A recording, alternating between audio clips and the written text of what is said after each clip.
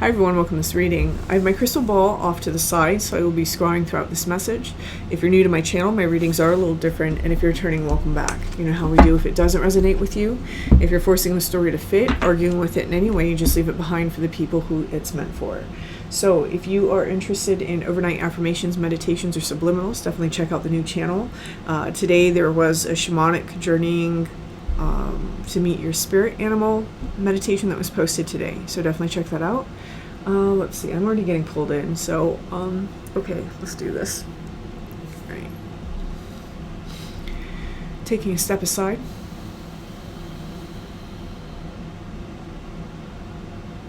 and allowing spirit to pass through me.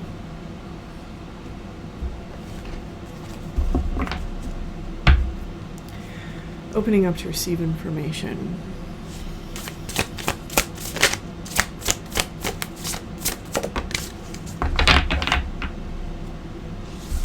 Okay. Whoever this message is for, there's a significant amount of changes that are currently taking place. These significant amount of changes are causing a lot of disturbance, maybe even a lot of energy, like a lot of ungrounded energy, right? It feels like there's a lot of moving things. There's a lot of things that are taking place. There may be an ending in some way with the number 9 showing up on the balances on one foot. If you look at her, she's a leaf, she's a moth, she's a flower, she's many different things. So whoever this message is, you wear many hats, right? Maybe you're a parent and you're whatever you are at work, and then you're also like a teacher, or you know what I'm saying? Like, so whoever this message is for, there seems to be many roles that we fill. And we are growing forward, but we may still be trying to take a massive step back, right? This is oftentimes something that we do when we think that we're trying to navigate back towards a sense of stability. We go back to something that's comfortable. Whoever's message this is for, this number 9 on here is really telling me that whatever this is that makes you comfortable, this is over. So this is something that we're meant to grow beyond. And you're in a phase right now with all this lovely green that is actually filled with growth. Here with the Dust Devil moving out of stagnation, this ending is because we're moving out of stagnation. Whatever it is that we were secure with, whatever we were comfortable with, it was a place where we were not really changing, not really growing. Nothing was actually evolving inside of us. And life has a way of trying to shake that up. Right? So we're in this sort of dust devil energy. There may be a heavy emphasis on our solar plexus and our heart, maybe in the correlation between the two, how love can actually give us our power back, right? So the reason why I'm saying that is if you look, there's that golden glow over that sort of heart space, solar plexus space. We have 1 and 5. This represents a personal change. So right now someone is going through a massive personal change. Again, the golden green showing the heart space in the first card as well, the heart and solar plexus. Okay, let's see. In the back of the Dust Devil, there does seem to be like a storm. It's a storm that's brewing. That storm doesn't necessarily provide nourishing rain now, right? This is something that it's almost like a dam has to break before that can happen. And then that dam is caused by a deep dive. So for somebody here, if you resonate with this energy in the very beginning, you may be about to take a massive step into your past in order to deep dive, right? So this deep dive with the number 10, this is about things that have already been over, and yet the process of doing this are things that it's causing something new to begin. This quite possibly is a new emotional understanding of yourself, or understanding why we've been inside of some sort of stagnancy for so long. This stagnancy is related either to the solar plexus space or the heart space. So there seems to be a deep dive that's taking place right now for somebody. We have these jellyfish, and jellyfish are kind of interesting because, they sting, but you can actually swim around a lot of jellyfish quite safely. So there may be things around you that you have felt afraid of, but they're not actually going to hurt you, right? Again, this can be about anything. Maybe it's the situation that you're in right now. Maybe you're really worried about it. The message coming through in these cards is everything's going to be fine, right? We don't think that as people. One of our defense mechanisms, one of the ways that we survive, our survival mechanisms, is to project the worst possible outcome onto situations when we don't understand what the outcome is actually going to be. And this is one way that we keep ourselves safe. Someone here, you're being shaken up to a degree that it's trying to show you that you don't always have to do that, right? You can conceive of the best possible outcome. Okay, let's see. I do want to get... I've been in love with these cards, so that's why I'm pulling from this deck. What is the process taking place here for whoever this message is for? Okay.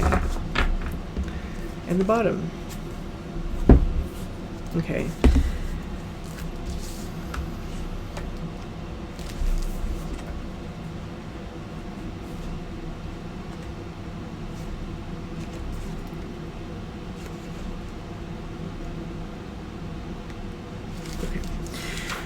So we have mortification, decay, death, decomposition. Again, something's ending. Mortificatio is the great alchemical operation of darkness. What was once composed now decomposes. What was once presentable is now despicable. This stage cannot be avoided. The underworld has taken us into the dark interior, again, back to the deep dive, of its belly, and here we reside until spring. Through the natural process of decay, we descend into depths we didn't know existed. The alchemist soon finds mortificatio is a stage of regeneration and sacred power, where the soil is fertile and rich, offering nourishment for tomorrow. The stage cannot be rushed. The darkness must have time to do its work, to dismantle and to loosen, to free us from old scripts and stories. As we learn to surrender to this great operation, the earth churns and wisdom whispers in the dark. She envelops us with grace and the promise of what's to come. And this is exactly the process that's being spoken about here. With dances on one foot, one of the things that we're seeing in the imagery that's stepping forward is the ending of something, and quite possibly an attempt to return to that. And meanwhile, we have the dust devil. The whole process is happening to try to loosen things up, right? To shake us out of some place that we don't necessarily belong anymore, and initiating this deep dive. The second card that we have here is Succus Lunaria. Lunariae. Sap of the moon plant. So let's see.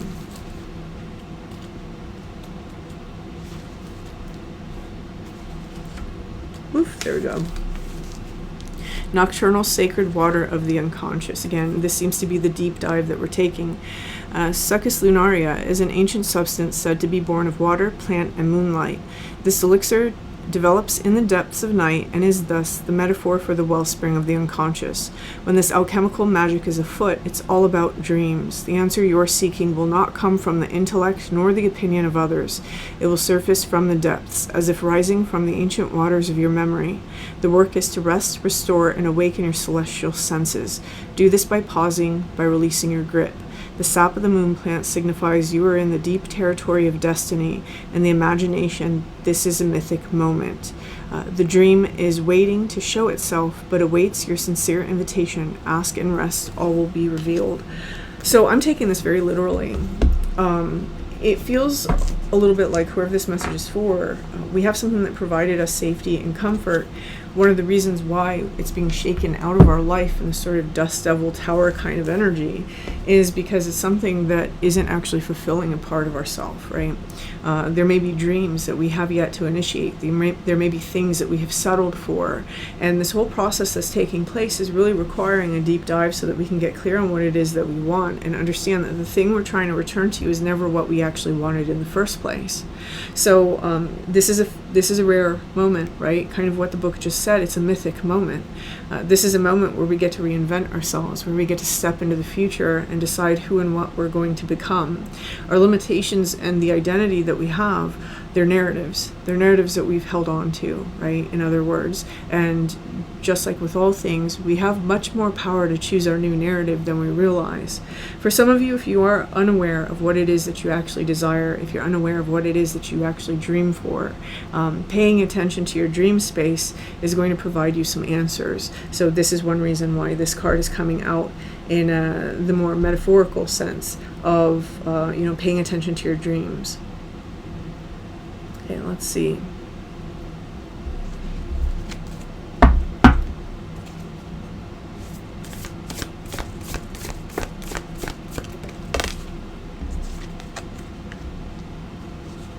The empty room pops out, and when the empty room shows up, there's so many meanings to this right now in conjunction to this reading. On one hand, very clearly, one of the things that I'm hearing is there's nothing left for you here, right? There's nothing left. Whatever it is that is ending that we're trying to hold on to, there's nothing left there. On the other hand, now we have this open space. If this thing is released. We have this open space where now we can fill it with something new. What we have coming out over here is the vision. Again, going back to the dream. What is the vision that you have for yourself? For some of you, it's going to take some wisdom to really discern what that is, right? A lot of us, very early on, we already know what we want. And then we allow life to kind of cover that over for us because we're told that it's not practical by our parents or by society, or we think that we have to go to college and get a 9-to-5 to do something that we don't necessarily want to do. Or maybe what you want to do required college and the 9-to-5, but maybe you got the job that you could get after college and not the job that you wanted, and then that became your career, right? There's many, many ways that we add those layers on top of ourselves to adopt roles that we never actually wanted for ourselves.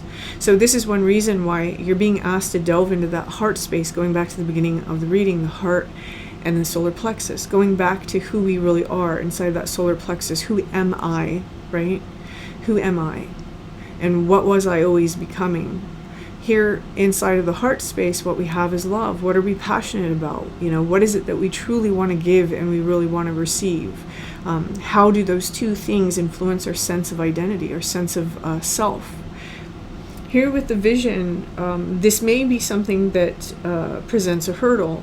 That hurdle is seen here in the back with a mountain, right? That mountain is rising out of the forest, which is a transition, and our stability is somewhere within that transition. It's left behind. And now we're this person who's in this fiery chamber inside this mountain, this volcanic chamber, and we're nearing the top of the ascent, right? Nearing the top of the mountain. Once we get to the top of the mountain, what we find is the very same thing that is inside the Succus Lunaria card, the moon, the crescent moon, right? Our creative self, our intuition, our emotions, that very thing that makes us human. And there is this sense that there may be something that we've treasured for some of you with these two hands. There may be something that we've treasured the whole time, and that's something that we may want to look at. For example, if you are an artist on the side, or if you are a writer as a hobbyist, right? Or like you're somebody that likes to take photos, or you write music. There may be something going on inside of your life that's trying to shake you out of the position that you've been in order to get you to pursue something that you think can't happen, right? These are stories we tell ourselves, and they're stories that we tell ourselves because they're popularly believed. Maybe we had a go at it one time, right? Let's see.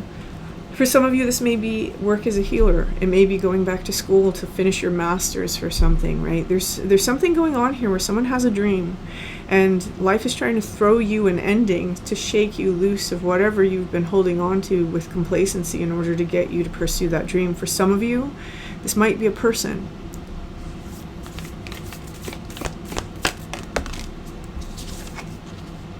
The medallion.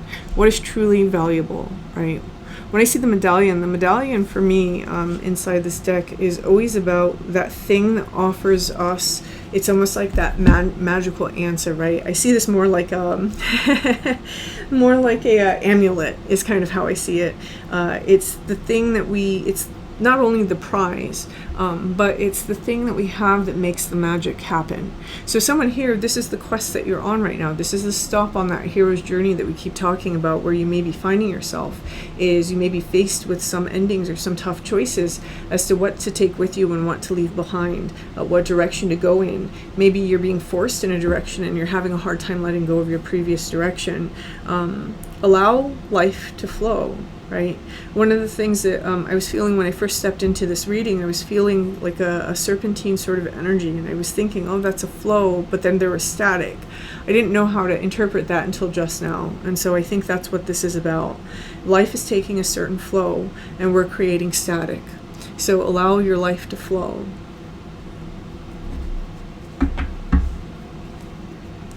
Whoever's message this is, you've come a long way in something, and I do feel that this is something that has something to do with this goal, right? This dream.